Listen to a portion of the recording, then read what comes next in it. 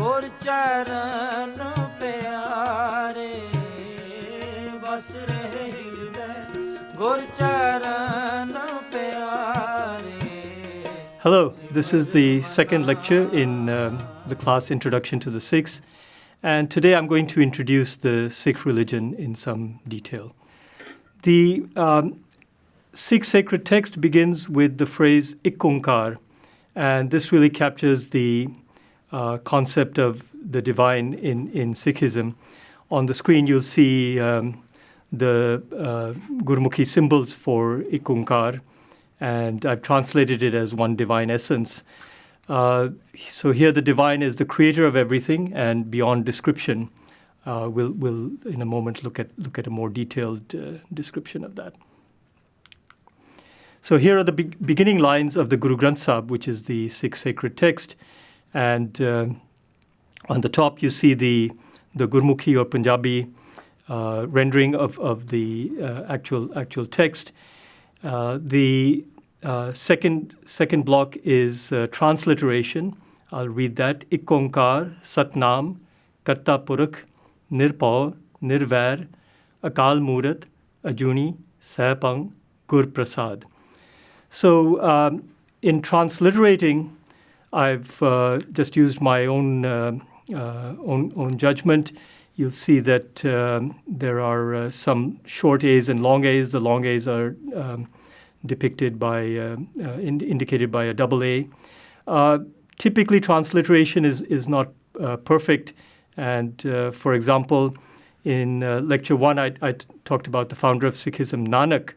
And there the first A is long, the second A is short, but we always write his name with just single A's. So the third block here is an English translation, and again, there's there can be a lot of variation in translations. This is one that I've adapted from existing translations. So Ik Onkar, one divine essence; Satnam, the true name; Karta Purakh, creator; Nirpau, Nirvair, no fear, no hatred; Akal Murat, timeless; Ajuni, beyond birth; Sahapang, self-existent; Gur Prasad, by Guru's grace. So this describes the creator as essentially being beyond human description. The script, as I mentioned, without writing the word down, is written. The script for the Guru Granth Sahib is Gurmukhi. Literally, that means from the mouth of the Guru. And this script was developed by Guru Nanak and his successors. I'll be talking about his successors in the next lecture. Gurmukhi is used for modern Punjabi writing in India. So in addition to being the script of the sacred text, it's used for literature, newspapers, and so on in modern-day Punjab in India. In Pakistan, where part of the historic Punjab region now lies, Punjabi is written in a script called Shahmukhi, and that script is very closely adapted from the Arabic or Persian script.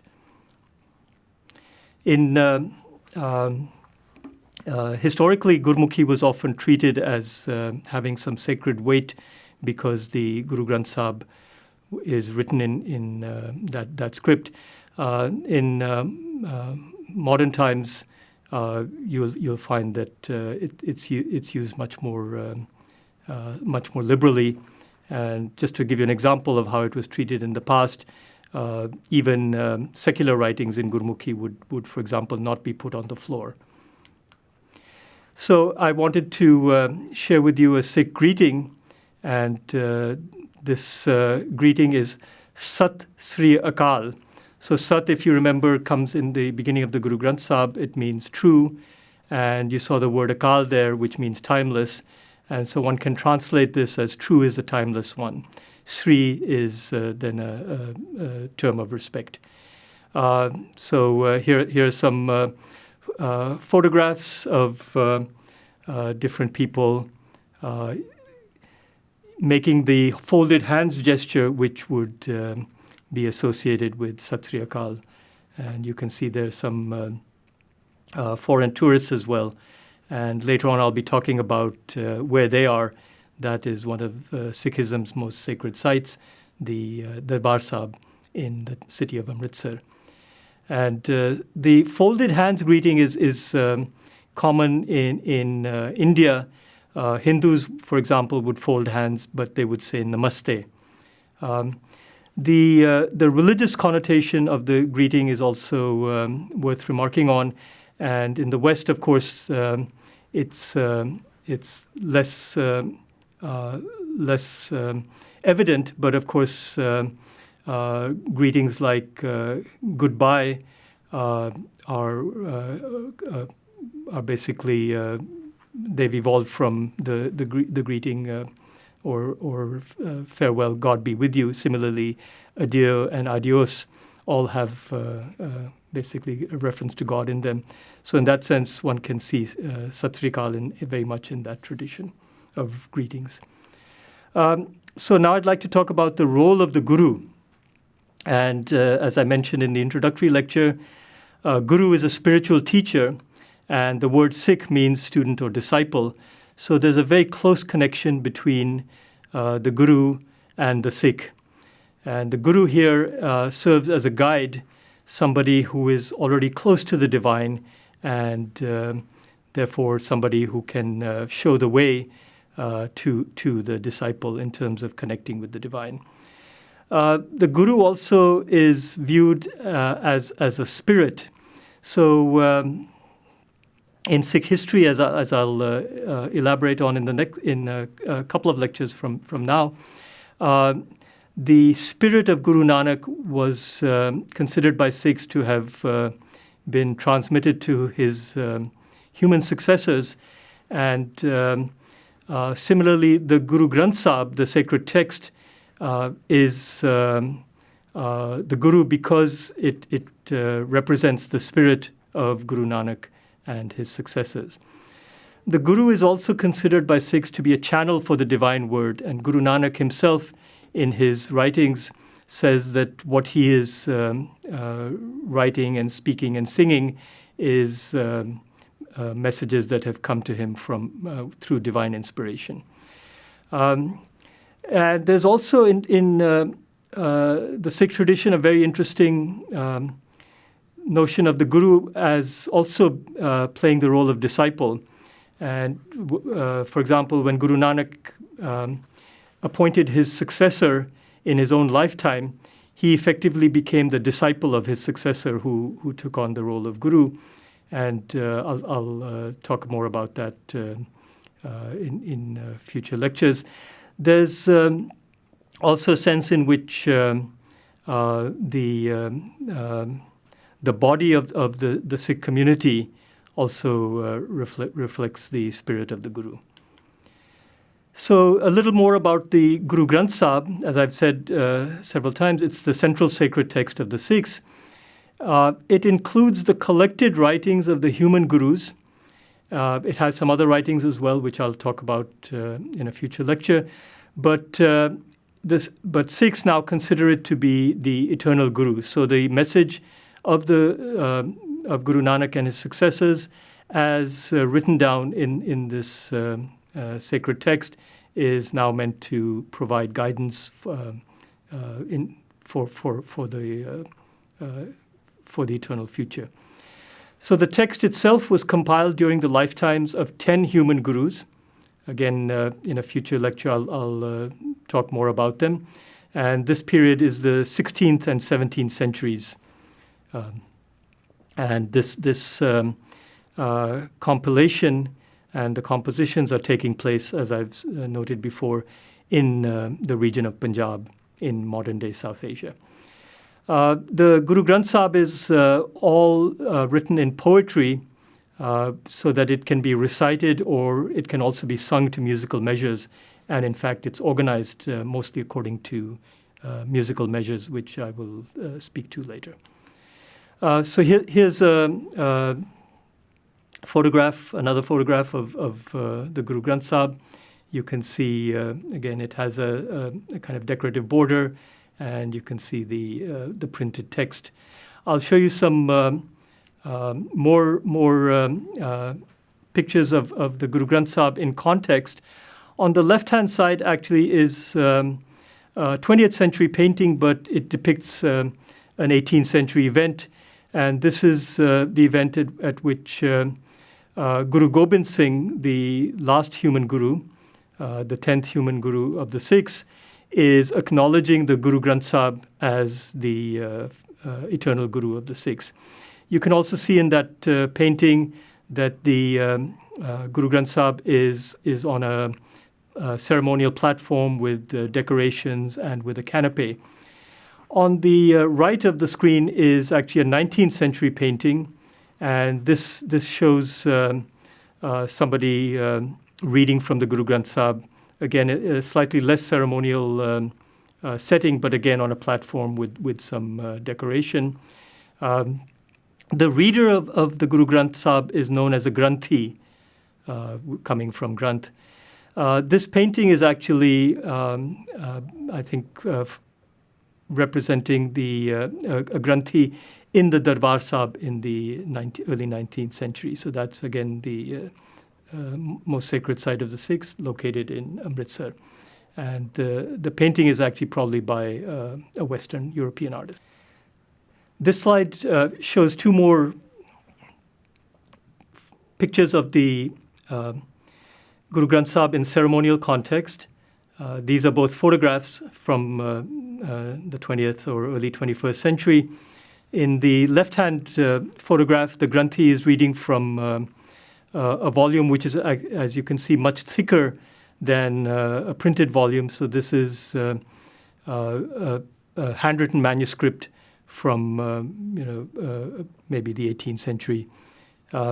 The setting there is a historical Gurdwara in Punjab. So again, many I haven't used the word yet, but Gurdwara is a Sikh house of worship, and this is no doubt representing a sacred site somewhere in Punjab. On the right-hand side, you have a somewhat more modern setting. This is a photograph from Sikhs in the diaspora. You can see here you have, again, a canopy, a structure with a canopy, and you can see metal as well as a lot of decorations. You can see the Ikunkar symbol behind the Granthi. So again, the common features are the Guru Granth Sahib is placed on a raised platform in a ceremonial context with decoration and markers of authority. So what do Sikhs want to do? What is the goal of being a Sikh? The spiritual goal of being a Sikh is to connect with the divine. And so this is not salvation in the sense of ending a single life and going on to heaven, but instead it is ending a cycle of rebirth where one is the spirit or soul may come back to this world in different forms. This is somewhat different from the from Hindu notions of and Buddhist notions of rebirth, but obviously there are similarities. The word that is used in Punjabi, karam, is very similar to the underlying Hindi or Sanskrit word karma, but again the concepts are somewhat different. So the path to achieve this spiritual goal is through the Guru's transmission of the divine word, and the divine word is known as Shabad. Shabad literally means just word, but in the context of the Sikh religion, it refers to the divine word. And so the idea here, the metaphor here, is that the Guru's transmission of the divine word, as now recorded in the Guru Granth Sahib, lights the path for the follower, for the Sikh. The path then also includes how is this connection, how is this how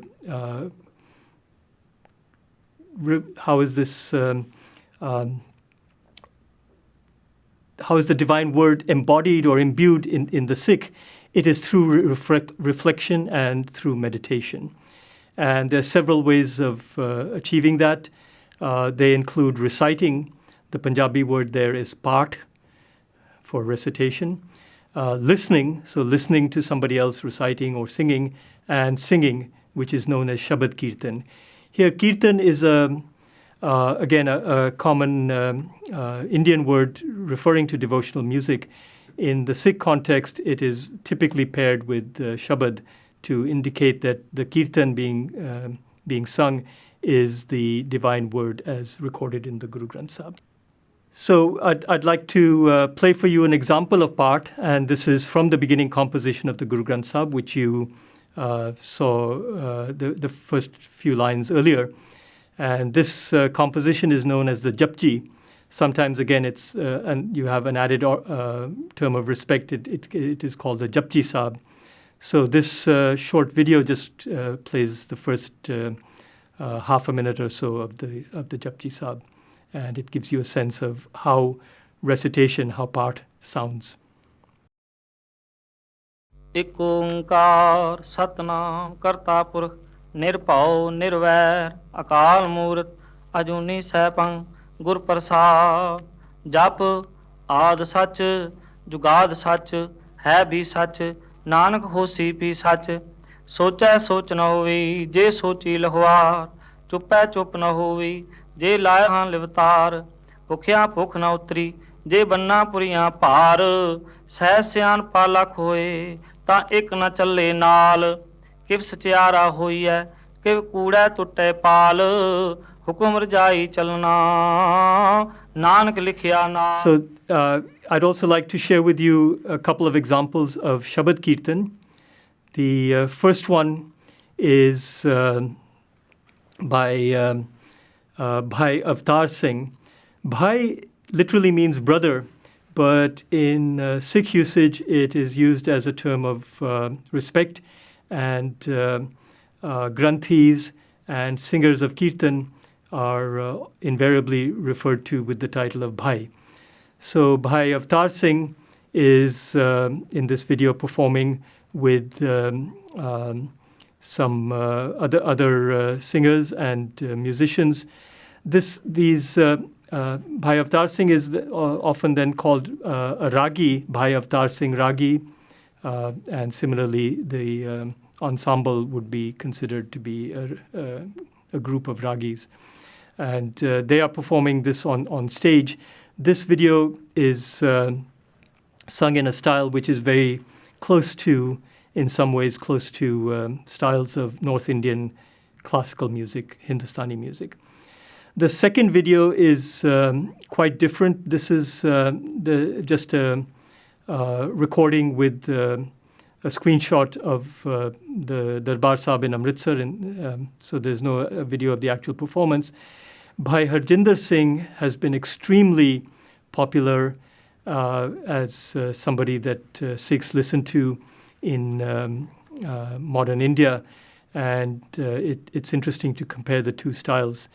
One thing to note is that whereas historically Sikhs would have relied on going to a Gurdwara to listen to recitation or Shabad Kirtan or sing or recite themselves, the introduction of inexpensive recorded music, particularly the introduction of the cassette, made an enormous difference in how Sikhs engage with the Guru Granth Sahib. So a few decades ago, it would have, for example, been impossible for a Sikh to listen to Kirtan, Shabad Kirtan, without actually being in a particular setting. But now, of course, Sikhs can listen while they're traveling in a car or in any kind of setting. And of course, the internet has made access to recordings of Shabad Kirtan and part universally available.